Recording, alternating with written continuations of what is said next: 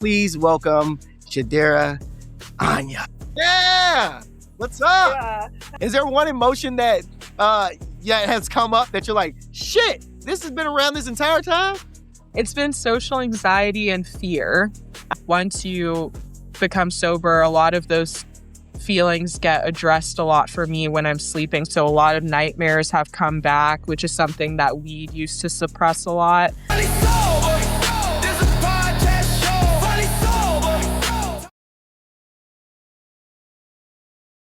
Hey, what is going on, y'all? Welcome to Finally Sober. I am your host, Rondell, with two N's.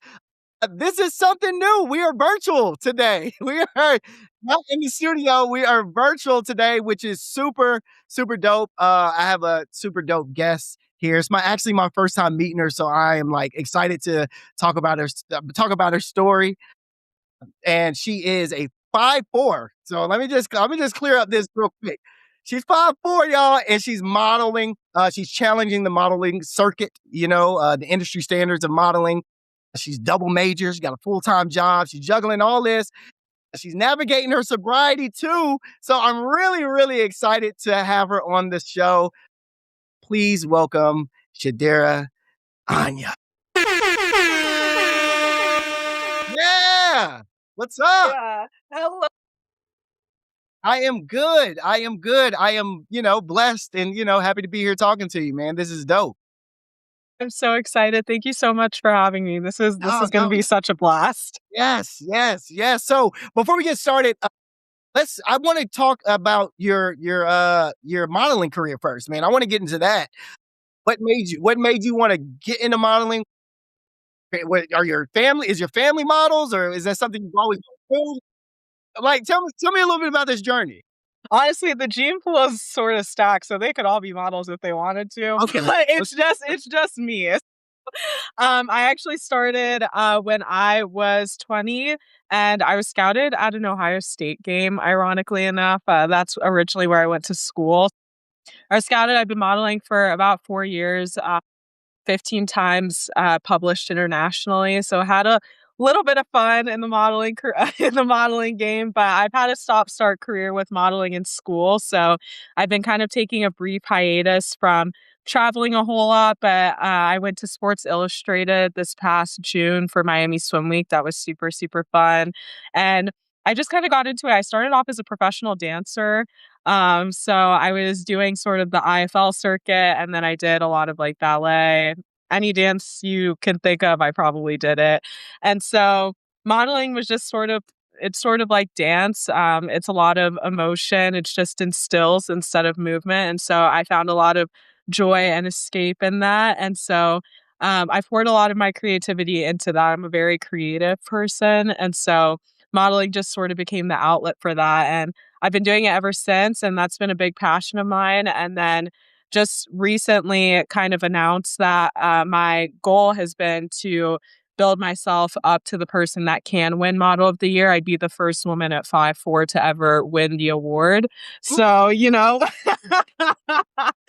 and you're sort of starting to see the tides turn a little bit. They're starting to bring in some inclusivity into the mix. And so I'm super excited. That's something that I've been working on really hard. And then this entire year, my life is being filmed every single year as I'm preparing to get onto that circuit. So it's very, very exciting. That is absolutely incredible. I guess in modeling, what's the required height to be a model? But let's just say I'm 5'11". Could I be a model? Yeah, of course you could. Okay, cool. Yeah, you could do that. Okay, 5'11". 5'11". Now, that's for everybody out there that's calling 5'11" short. I'm model height. You know what I'm saying? Yeah. Oh, go ahead. The shortest model to ever win was actually Kate Moss, and she was at 5'7". So that was 2001 was the last time she won the award. So there's never been anyone below 5'7" to even touch the high fashion circuit. So it's very, very exciting. Yeah, well, listen, it's your time, and I have faith that you can do it. You know what I'm saying? I have faith that you Thank you. you know? So yeah, I want to jump into your sobriety journey, man. A lot of people here at Finally Sober. So let me just tell you what I do and why I'm even doing this podcast. Is I'm an entertainer. I'm a stand-up comedian, and a lot of entertainers they go through addiction very heavily because the entertainment business is a rough business to be in, and the way we deal with it is alcohol and drugs.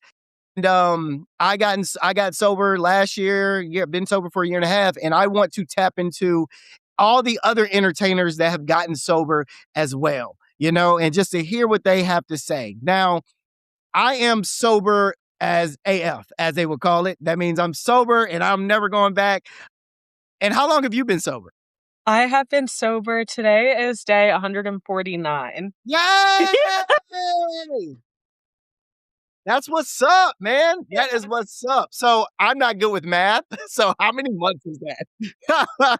Bridging the like 4 month mark. I'm starting to get into the 4.5 mark. Nice, Mhm. nice, nice. Now, do you feel different? Do you feel the sobriety actually doing what it's supposed to do? Yeah, I started feeling it month one. I was so, especially because I quit drinking on my dad's birthday, actually. I quit drinking in August, and that same time span, I quit vaping and I also quit smoking weed. So I kind of just got the full surge out of my system. So I say honestly, within the first month, I could breathe better. I felt like I was sleeping so much better. I tell everyone all the time, you just feel more alive. It's hard to explain. And it's like, wow, this is what life felt like before I started drinking or doing all this stuff. It is crazy. So now you've been sober for 4.5, let's just say 4.5 months. Mhm. Now with you being sober, like I like to ask people this and feel free to not answer. What was your vice? What was your thing? What was it alcohol? You just say you quit smoking weed, but was it just alcohol and weed or did you dive into other things or what was it? It was alcohol and weed primarily. Nicotine was a big thing too. But I sort of dabbled in a couple of other things. It was mainly just nightlife and festival culture was a big aspect of my life, especially. And so I was sort of experimenting with a few things here and there. But the main three were 100%. I mean, I was smoking weed 3, 4 times a day. I was Oh drinking wow. every day. I had, a vape in my hand every single day. Yeah, yeah. Yeah, it I was know bad.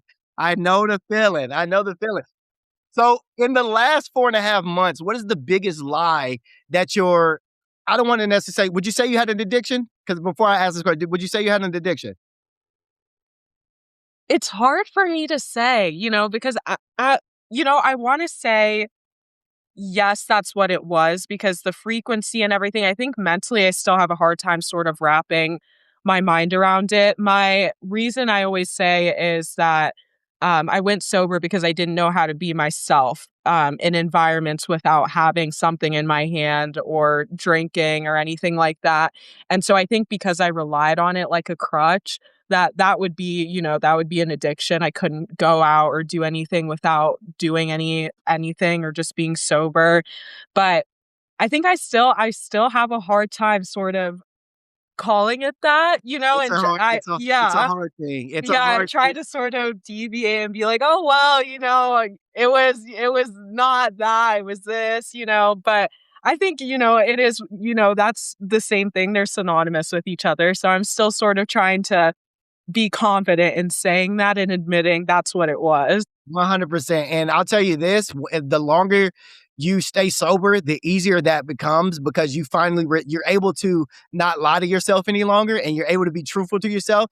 And it doesn't hurt as much to say, oh, I was an addict. Like, and that does hurt in the beginning. I would not lie. When I first got sober, it was hard for me to hear myself say, oh, bro, you was an addict. Because when you say you're an addict, that means in our minds, it means, oh, we were a crackhead, or something crazy like that.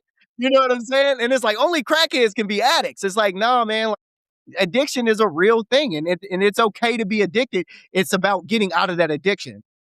So with the last 4.5 months, what is the biggest lie that your addiction used to tell you that you finally, debunked and said, that wasn't really me? Like that was just the alcohol and weed talking. Ooh.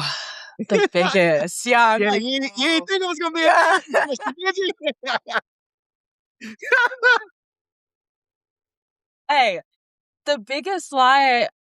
Okay, I know what you're thinking. Another injury lawyer barking for attention. Well, not quite. They call me Buddy, and I'm just here to protect you from that insurance guy, Mr. Unfortunately. Unfortunately, since fault hasn't been clearly established. Unfortunately, we can't cover your medical expenses. It's about time you've heard. Congratulations. Whew, thank you, buddy. Call today, 844-42. Buddy. I told myself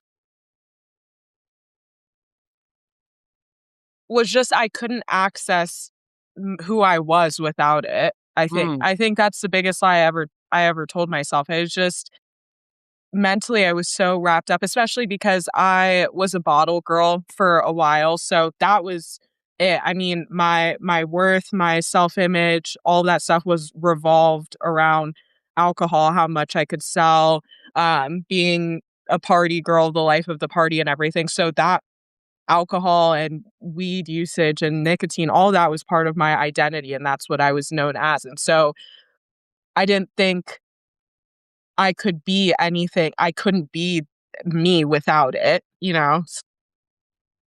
It was just one of those things. And I think I still I still have a hard time. I'm only just starting to kind of go out. I've been, I still have friends that are drinking and doing all that stuff and just being around that atmosphere and sort of trying to get to a place where I'm because honestly, going out now, I just actually went out like last Thursday to go line dancing with some friends, and all I could do for like 4 hours was just sit at the table with a water in my hand, just like, like, what am I doing here? Like, I don't know how to socialize, like, and everything. And it's like, I don't know why I'm still learning to not feel so out of my mind almost in those spaces and to just let myself be without, I think when you're lying to yourself like that and connecting identity to something so harmful and destabilizing, especially for me, it's hard to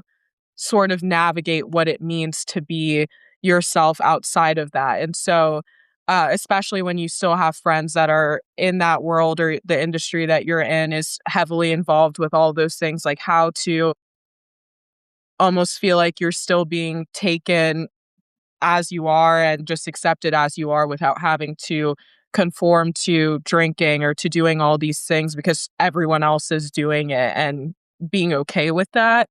mm. I think I still struggle with being okay, completely okay with, okay, this is my life. Like this is better for you, but it's different. It's foreign to you. Yeah. 100%. Now I want to get into you juggling all of this, like you juggling this double major, this full-time job, being a professional model and filming a documentary. I mean, that's a lot of things to wrap up. And, as somebody that has gone through addiction, that would make me spiral back to drinking. You know what I mean? That's a ton. And when I was, cause me doing stand up, me being always out, me doing this, me doing that, I'm always doing stuff. And my wind down when I used to drink was to, come home and get drunk and, go to sleep. How does wind down culture, what does that look like to you? How do you decompress now that you're sober? The gym. Okay. Okay.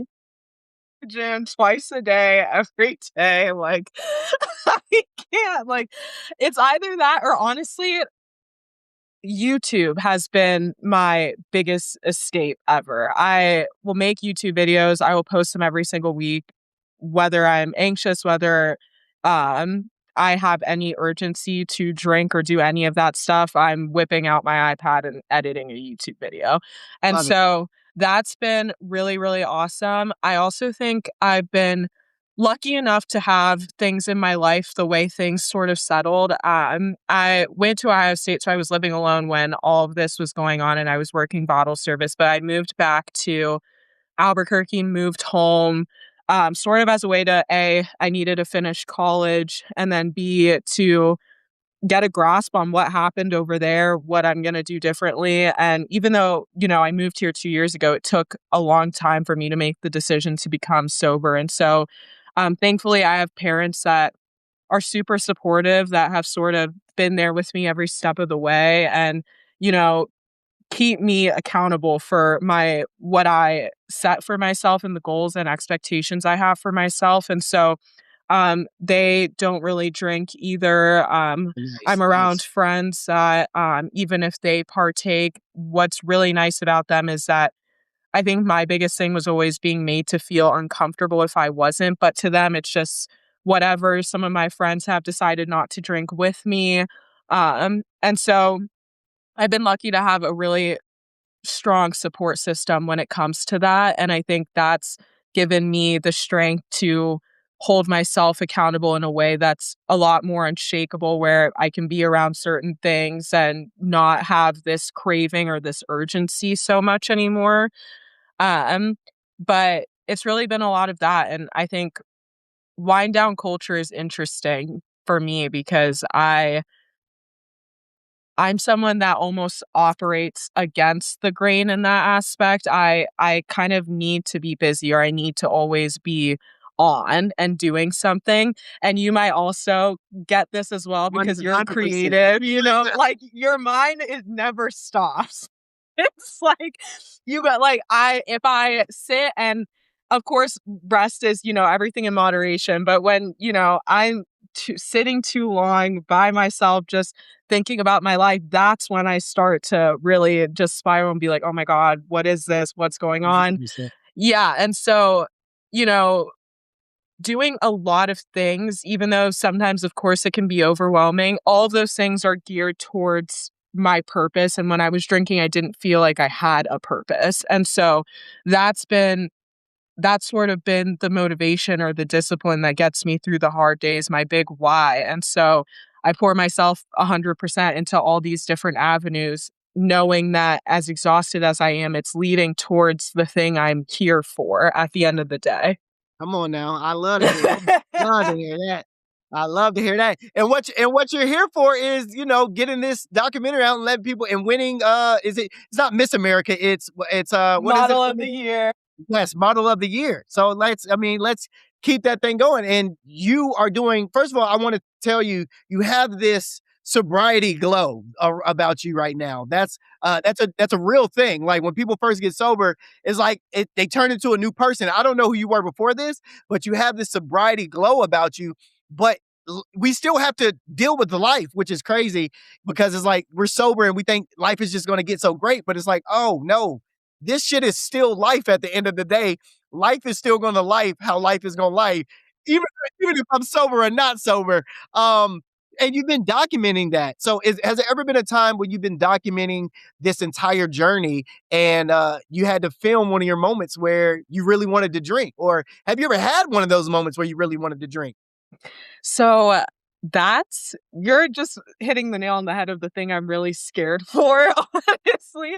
I just started filming about 3 weeks ago, and so far, nothing has happened of that nature. But I know when I start getting overwhelmed, I'm anticipating something like that happening. And um, it's a whole different experience that I'm sort of still trying to normalize in my mind of constantly being on camera. I think um, once I sort of forget the cameras are there and everything, there are definitely gonna be days where that's gonna be overwhelming, and what I committed to was showing the good, the bad, and the ugly. I think There you go.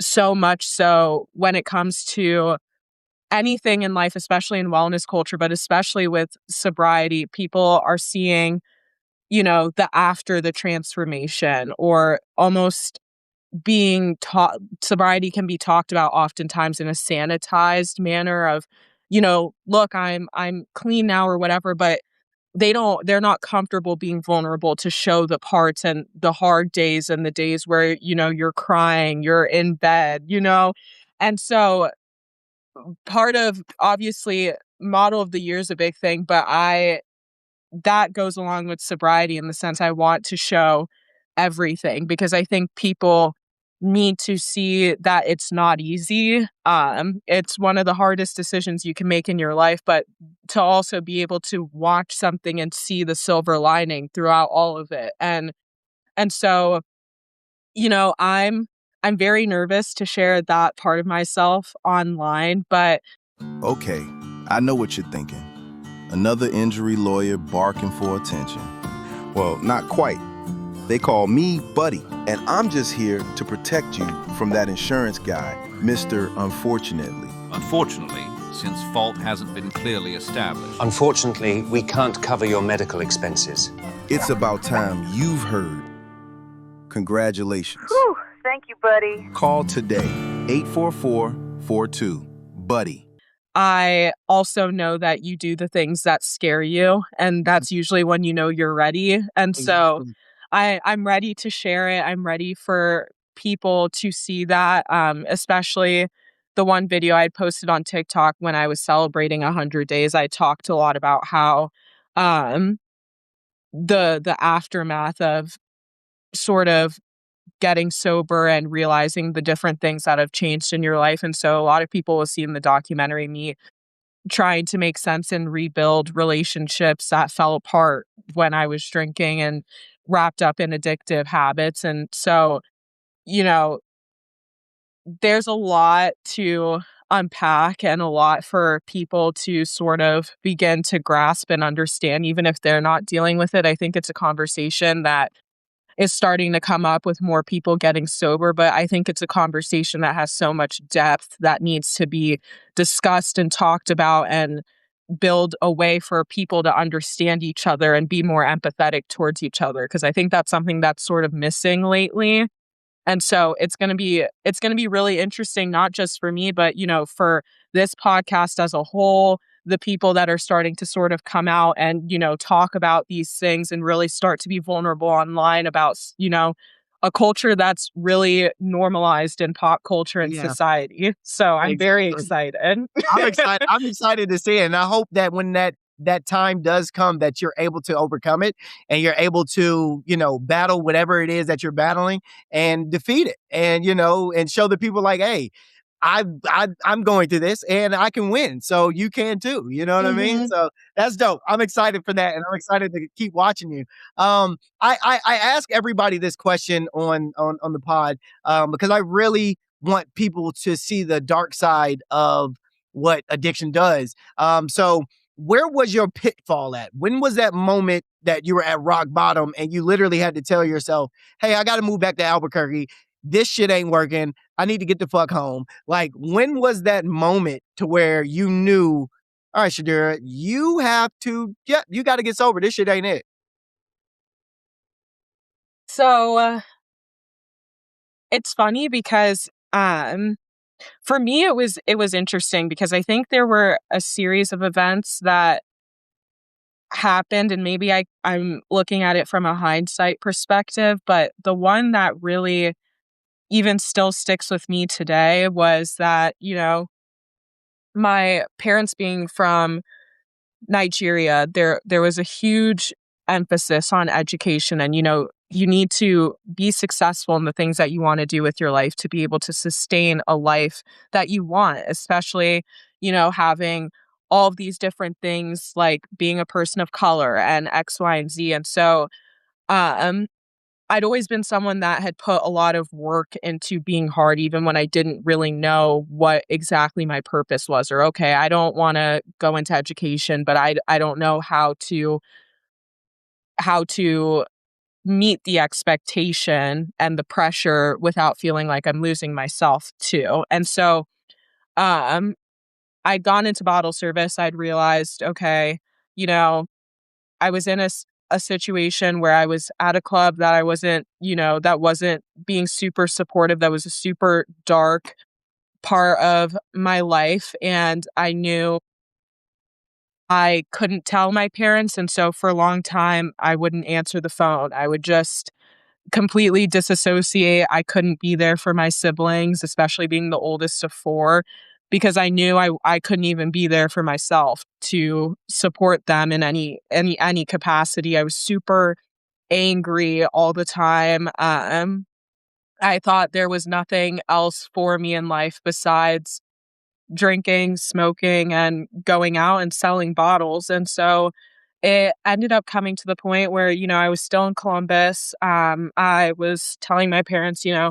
I'm still going to school, everything's good. But I was in an abusive relationship because I didn't think I deserved anything better for myself besides, what my life had panned out to be. And I wasn't going to class. I was laying in bed, I'd be out partying until 6 a.m., wake up at like noon, and then get ready for work to work until 5 a.m. the next night. And so it wasn't until the end of May where I get an email. I am waking up from a night out. I'm extremely hungover.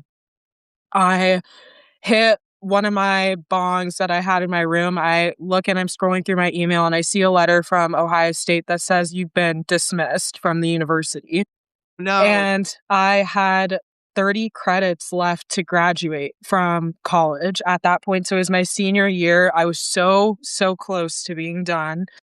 And I remember sitting in bed. I was sat in that position for a good hour. And I'm just thinking, shit, I actually just ruined my life just now. And I call my uncle for the first time. I call him, he's out, he lives in London. I call him and I'm just like, "Hey, uncle, I just got kicked out of school. What do I tell my parents?" And he gets on the phone with me and gets my mom on the phone, and I tell my mom that, I am no longer attending Ohio State. I've been kicked out. I'm not gonna graduate. And the shock on her face was just that was when I knew I had just hit absolute rock bottom, because I think for a long time, my family knew there was something going on and something wasn't right. And, for years I was hearing, I don't like your lifestyle. I don't know what's going on over there, but you come home from break, you're really getting skinnier every time you come home. Something's not right. You're just shut off from the world, but I couldn't hear it until the damage was almost irreparable. And I had nowhere to go. I was stuck in a corner and all I could do was put my hands up and be like, okay, like let me pull back the curtains. This is what my life looks like. And I remember, I called my dad, and I've always been super, super close to my parents, but when it came to education, there was a lot of fear for them, especially being kicked out of school. I was privileged enough where they could be capable to put me in school, and they said, just worry about school, don't worry about the money. We don't want you in debt. Just all you have to do is finish school. And they had to make so much of themselves out of nothing, just coming to a foreign country, with one suitcase and having to build the life that they have now for us. And so all they wanted for us was to just get through school and start your life and be successful so you guys could have, an opportunity that we had to create from ourselves from the ground up. And so hearing I had been dismissed from a university I worked so hard to get into, that I was so passionate about going to, it broke their hearts. And I think seeing the pain I caused in that, and was just, oh my God, I'm in a dark spot right now. And I had 2 months that summer, where we didn't really talk. There was a lot of strain going on, and I was still working bottle service, and I would just walk into the club every time and I'd be like, what am I doing with my life? Like, and I remember my lease was coming up. My managers were just like, you could move in with us, you could stay with us. And I was sitting there just with so much anxiety, like, I could stay here, but what what does my life become if I stay here? Is this a sign that I need to take the harder path, give up the life I had built and the life I knew and the life I was thriving in, to start back at ground zero, even if it was going to be harder? But what was actually important to me? Was it the partying? Was it the money? Or was it actually the people I'm supposed to take my last breath with. Like, Okay, I know what you're thinking. Another injury lawyer barking for attention. Well, not quite. They call me Buddy, and I'm just here to protect you from that insurance guy, Mr. Unfortunately. Unfortunately, since fault hasn't been clearly established. Unfortunately, we can't cover your medical expenses. It's about time you've heard. Congratulations. Whew, thank you, buddy. Call today, 844-42. Buddy. my family, the people that love me. And so I remember my lease was up like the next day. I called my mom about 24 hours before, and I was like, I know we're all in a rough spot right now. Can I please come home? And she was like, yeah, come home. We'll figure it out when you get home. We need to figure out how to get your life back on track. I pack up all my things in my car, and the next day I drove 22 hours back to Albuquerque by myself, just all my stuff. And even in that, it still took 2 years to get into a space where I could be sober. I would still go travel to Columbus because I still felt like my identity it was hard to let go. And it was hard to let go of who I was in that scene and the importance I'd placed on my reputation in that scene. But, the darkest period after that was really just having my eyes open long enough to just see all the damage that had come from my life, because I think I just had blinders on because I knew what I was doing, but I didn't want to see the consequences of the actions I was taking. And being in Albuquerque, where it's a slower pace of life, it gives you a lot of time to just think and look at, okay, this is what happened. Moving home, seeing, I'd been gone for 4 years, seeing my parents weren't getting any younger, that seeing how much the stress had taken a toll on them, seeing my siblings walking on eggshells, and just actually really seeing what my life was for the first time, and that feeling of just pain and disappointment. It was just enough to just it took a while, but it was the feeling I kept coming back to, and like I have to make myself proud and give and be better than this. This isn't what I'm set out to do. There has to be more to my life than this. And so ever since then, it was just, I started working to turn everything I could around after that.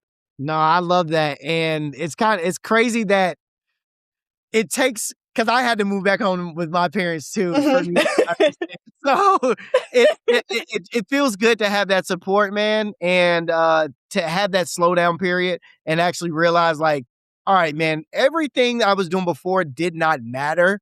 Like, all of that shit don't matter. Like, what matters is my family and my friends and like my loved ones. That's the shit that actually matters. And we get lost in the sauce and we forget that shit matters. And we don't even realize, like, we're hurting these people. So yeah, I'm so glad that your parents, you have that support system, because I just said this on the podcast Saturday. A lot of people try to go through this shit alone without support. And it's like, yo, you can't do this shit without support. Hate to break it to you. You can't do it without support. This is one of the hardest things to do without people supporting you. So, yeah, kudos to you. I love it. Thank you. Thank you. Yes. I want to ask you too, man. So we're both in the industry. You're in modeling. I'm in entertainment. I'm an actor, stand-up comedian.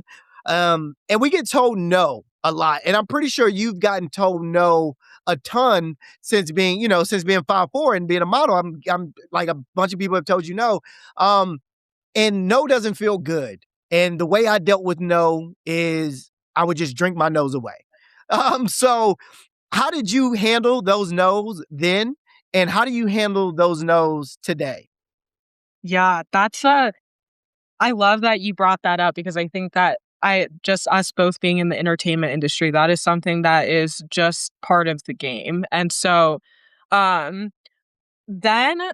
I wasn't, honestly, it was weird because I wasn't receiving a lot of no's then, because all the substances, I was losing a lot of weight. So I was fitting the measurements. I was fitting the standards I needed to be at. And so I was getting a lot of access and opportunities that um, would have taken a lot longer for me to obtain if I was doing it the right way. And obviously, the right way is the most sustainable way. I think now I just finished applying for the first time in 4 years. I applied to 80 agencies all over the world, and the majority of them were no's. And it would, a lot of them was dealing with, this, I was proud of myself, one, because I was like, okay, I'm back in the gym, I'm sober, all of these different things. But of course, when you become sober, like there's a transition process. You sort of gain some weight back. You have to um,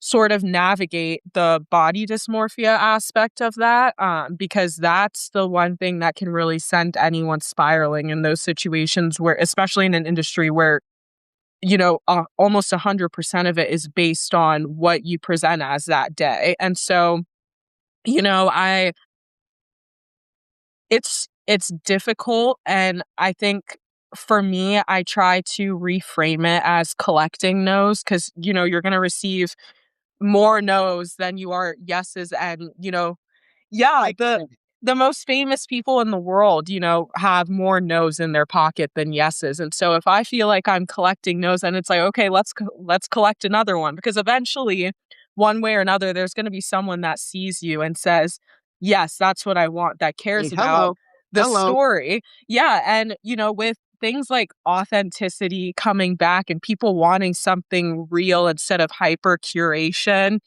people are looking for real people with real stories. And so you've got to believe that, as everything in life, everything moves in cycles, and it's just, you just got to catch the wave, and you're going to receive a lot of no's, but that's supposed to build you to have the strength to be the person that receives that big yes that changes your life. So, you just got to take it. It doesn't make it easy. I still, receive a no or really hard no's. I received a hard no last week for something I've been applying to for the last 3 years, and I cried. It was hard. But at the end of the day, it's like, it's my responsibility who I show up as after the fact. And if I just sit in that, if you're stagnant, you're just moving backwards. Life is always moving forward. So, you take it for what it is. You feel all the feelings, and that's okay. And it's not good to bottle it up. But then it's, what do you do after that to make yourself better? 100%, So 100%, yeah.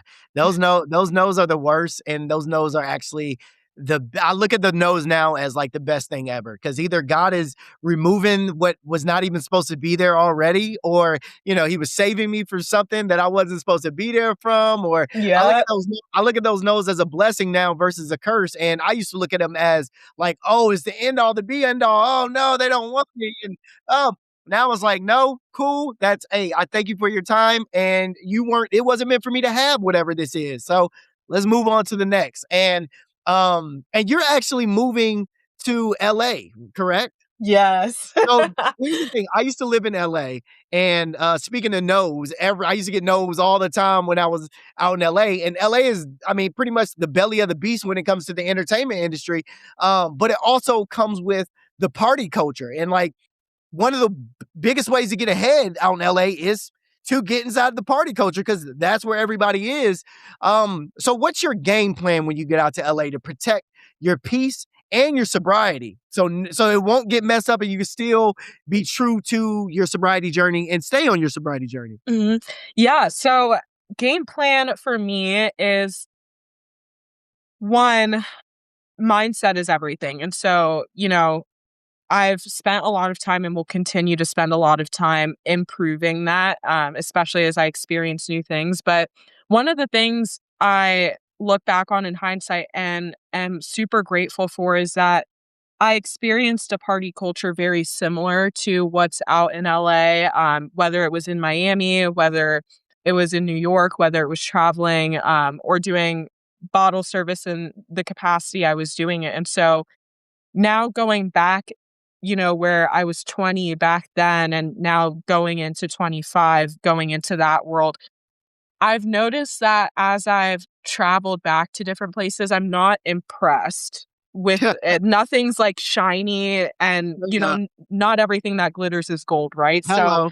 So you don't it doesn't bring the same reaction to me, because it's like, okay, I already know what this is. I know what it took me to.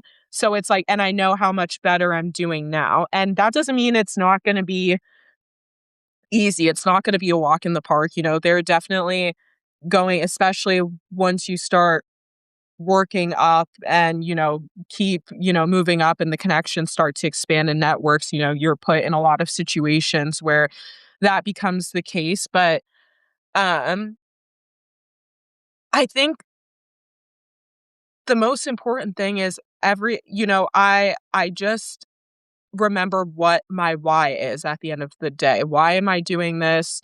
Um, why did I come here? I came here to succeed and make something of myself. And if it doesn't fit that filter, then it needs to be a no. I can't let myself say maybe or doubt it, because I have to be the person that can make those things happen for myself. And that all boils down to action. And so it also boils down to, party culture or not, you're going out with friends. Who are you surrounding yourself with? Because you also, you know, you can do everything in the world to stay accountable. But when you have friends that don't support those things, whether they decide to do it or not is their business. But if they can't support you and your endeavors and be advocates for what you stand for, that's going to put you in a lot more of a dangerous position. And so there has to be a lot of discernment, especially going over to LA, not knowing a whole lot of people.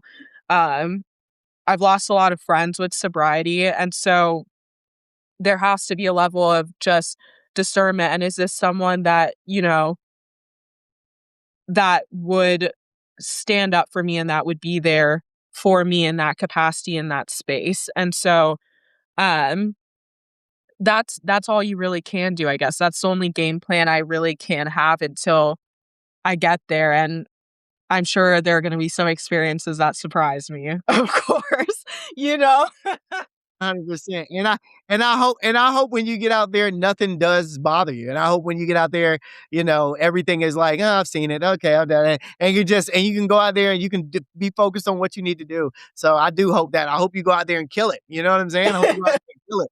Uh, I do understand a lot of times when new people that go through sobriety, when you get sober, we have suppressed so many emotions with alcohol and addiction that once we're sober, all of those emotions now we have to face head on. Is there one emotion that you've had to face head on that you're like, God, I wish I wouldn't have. Oh, this one sucks. I didn't even think I had. I forgot I even had this. Like mine was depression. I was very depressed, and I mean, suppressed it like crazy. And as soon as I got sober, I was like, oh my God, I'm depressed. Like, oh, I got to figure out how to get out of this depression without drinking. So is there one emotion that, has come up that you're like, shit, this has been around this entire time? Yeah, it's been social anxiety and fear. I'm a lot of my anxiety is tied to fear. I've unfortunately experienced a lot of shooting incidences and things like that. And so I have a huge, just, part of the drinking and sort of getting super out of my mind in those spaces was, when I'm sober, if I hear a water bottle drop on the ground, my mind goes immediately to, you need to run, like you're hearing a gun. Same thing with glass and bars. I was bartending for a while too. Same sort of trigger effect. And so that would give me a lot of anxiety in terms of, okay, I don't want to go out. I don't want to leave my house. I just want to stay in. But it's also no way to live either. I don't want to have those things control me. But once you become sober, a lot of those feelings get addressed a lot for me when I'm sleeping. So a lot of nightmares have come back, which is something that weed used to suppress a lot. Um, and I was on medication to try to get those nightmares to sort of subside for a while, but um, these days I have gotten off the medication because for me, it's I would rather feel all those feelings and feel numb the way that I did and sort of figure out a way to work through them and talk about them. And so, I'll do things like go to therapy and talk through these feelings. I'll journal a lot of yoga, and going to the gym is a great form of therapy too. And so, um, I'll sort of do a lot of those things to help manage all those feelings coming back. The social anxiety is still prevalent. That's something I've moved around my entire life, so that's something that I've sort of dealt with since I was super young. But that, again, goes alongside with the fact of I just have to mentally get to a place where I accept that who I am as a person, even if it's maybe not the most outgoing or the life of the party, is enough as is, and I don't have to perform to be anything else. You're speaking that shit right now. God, that is the worst. That is the worst. When you have to be on 10 all the time and it's like, shit, I just want to be regular. Leave me alone. Mhm. Gosh, bro. I'm sorry. I had to agree with you. I'm sorry. No, don't be. I'm glad you said that too, because it's nice to talk to someone that's in the same industry as me, even if we're not doing the same thing exactly. Just that whole entertainment scope, a lot of people are performing or have to be on all the time, especially when you're dealing with cameras around all the time. And so it can make it so much harder to not feel like you need to perform in those spaces. And so um, it's nice to talk to someone that sort of understands that. A lot of my friends are not in the industry, so sometimes I feel out of my mind when I'm thinking a lot of these things. But yeah, it's just one of those things at the end of the day. But that also comes with accepting who I am as a person and just saying, you don't have to be talking all the time. You don't need to be working the room 100% of the time. You can just sit at a bar for 3 hours with a And water in just your hand, and be. that's okay. And just be. And just be. That is the biggest thing I've taken away sobriety is I can just be. I don't have Mhm. to be this anymore. I could just be and like, oh, this feels good. I don't have to entertain all of y'all. I could just sit. Perfect. All right, cool. I love it. I love it. I love it. Um, so look, we are coming to the end, but I play this. I like to end this podcast always with something fun. So I want to play a game with you. Yeah. Called Would You Rather? I mean, we all know how would you rather. But before I get into it, this Would You Rather is sponsored by My Lawyer Is My Buddy. If you guys ever get into any accidents, call the personal injury lawyer. My Lawyer Is My Buddy and get your settlement. All right. Now, Shadira, this is Would You Rather, the sober edition. So it's gonna be kind of fun. So are you ready to start? Oh, yeah, I'm ready to go. Okay, here we go. Would you rather be stuck on a 10-hour shoot with a photographer who is visibly tipsy and slurring his words, or be stuck at a fancy dinner with a potential agent who gets offended every time you refuse a glass of the expensive wine they ordered?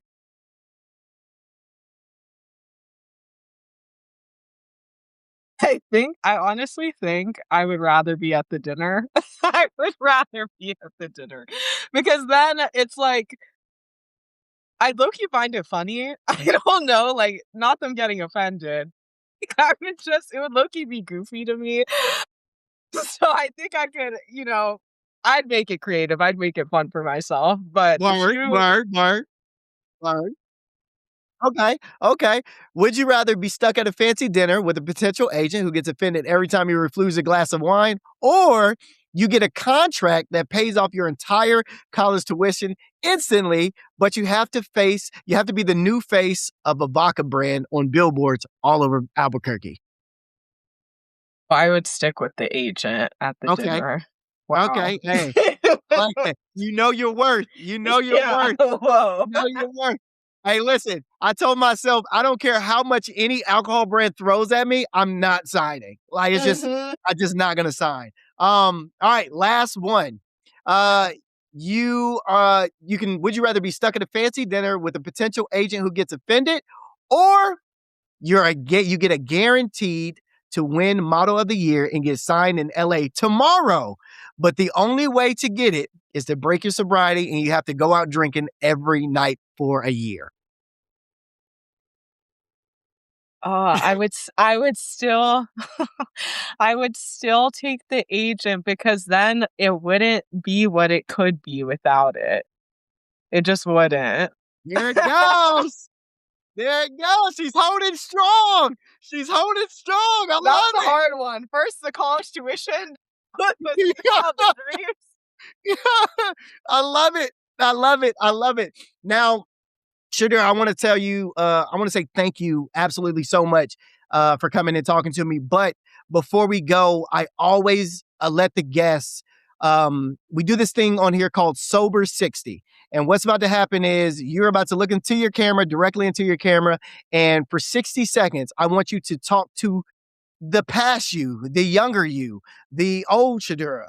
And then I want you to tell the people, give some advice and some encouragement of how they can stay sober, just some words of wisdom, just something to make them feel good. So you got 60 seconds to talk to the old you. And that could either be you last year, the younger you, whatever, and then talk to the people and give some words of encouragement. Are you ready? I'm ready.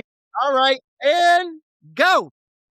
Hi, Chidera. I am so proud of you. You have worked so hard. I know you thought that there was going to be nothing else for you in this life and you were never going to accomplish what you wanted to do, but you took one step at a time and you really just continued to show up, even on the days that were bad, that were ugly, that were really hard. And you finally got yourself out of bed and decided to choose life again. And that is the biggest gift you could have given to yourself. And the you that's sitting here in the present day could not be more grateful and thrilled to be living the life that you gave yourself the chance to live again. And for anyone that is trying to be sober, that is thinking about being sober, you are giving yourself the best gift. There's nothing like feeling completely in control of your life and your mindset. And it is one of the hardest journeys, but it is also one of the most rewarding journeys, and nothing good in life comes easy. So if this is something that you choose, find a support system that loves and cares about you and that is willing to stand with you, but also find the courage in yourself to choose that, because it'll be a decision that'll change your entire life, and it'll be one that you will never ever come to find regret in. And so I am here. My DMs are always open. If you ever want to reach out and talk about sobriety, that is something I'm always so excited to talk about. So thank you so much. Thank you so much. That was really cathartic. Hey, you didn't know you was getting in another therapy session tonight, did you? I did not. I tell everybody when they come on the show, I'm always like, like this is a show for you to really let all of your guard down and really talk how you want to talk and like really be free with the conversation. I never want people to feel like, oh, I can't say no. I want this to feel like therapy. I want this to be an avenue and a safe place for you to come and just be free and let that sobriety talk come out, man, you know? So I want to say thank you again so much for coming on Finally Sober. You have been an amazing guest, okay? An amazing guest. You have talked and I loved every minute of it. So thank you so much for also being our first virtual guest. This is dope. This is dope. Thank This is you dope. so much for having me. This was such an amazing experience. I'm honestly never gonna forget it. Yes. I'm never gonna forget it. Thank you Yes. so much for also just for giving people a space to really talk about this and get personal and vulnerable on this, and being such a safe space, especially just meeting you for the first time. I seriously, this is an experience that I'm going to cherish for a really, really long time. Yes, I appreciate it. And thank you all for watching. Come back. We got more episodes coming. I am super excited to see what this year holds for Finally Sober. So I've been Rondell with 2 Ends. Peace.